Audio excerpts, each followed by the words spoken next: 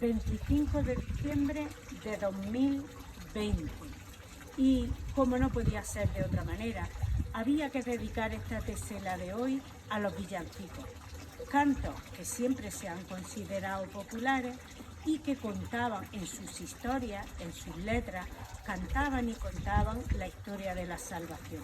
Pero vamos a investigar un poco y vamos a relacionarnos con nuestra historia religiosa, como es la historia de la abadía.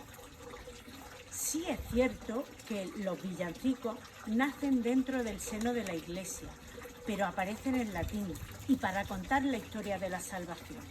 Como el pueblo llano no sabe latín, había que traducirlo.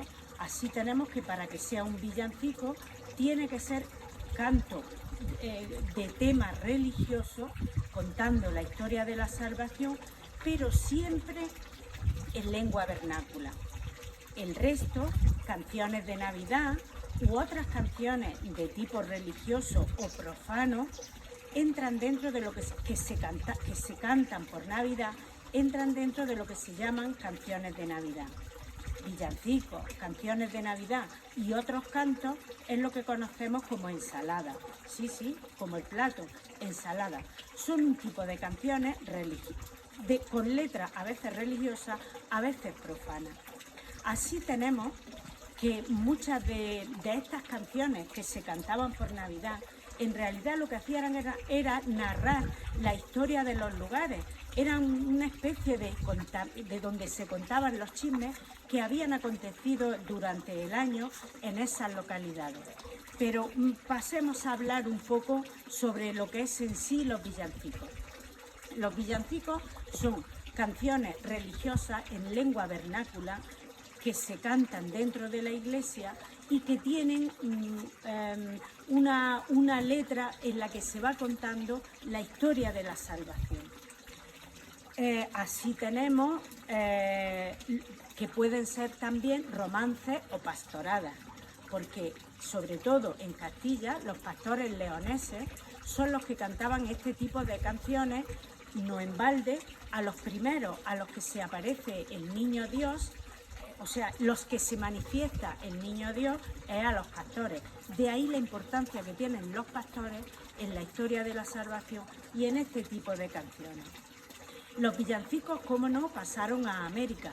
Pero ¿por qué pasan a América? Porque había que evangelizar a aquella gente y contarle la historia de la salvación.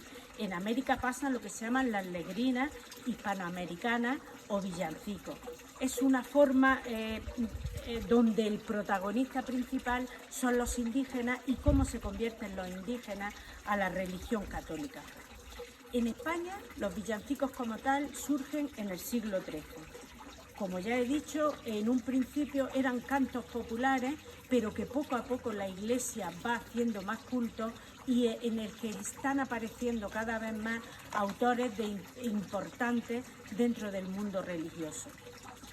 Por lo que respecta a la provincia de Jaén, los villancicos son sobre todo flamencos, son cantes de los llamados de ida y vuelta, cantes que venían sobre todo de los jaeneros, de los jienenses, que se iban a trabajar a Isla Cristina, a Cádiz en general, a la provincia de Cádiz, y que traían como resulta sus cantes que adaptaban lógicamente a los trabajos del campo que se tenían en Jaén, sobre todo el olivar.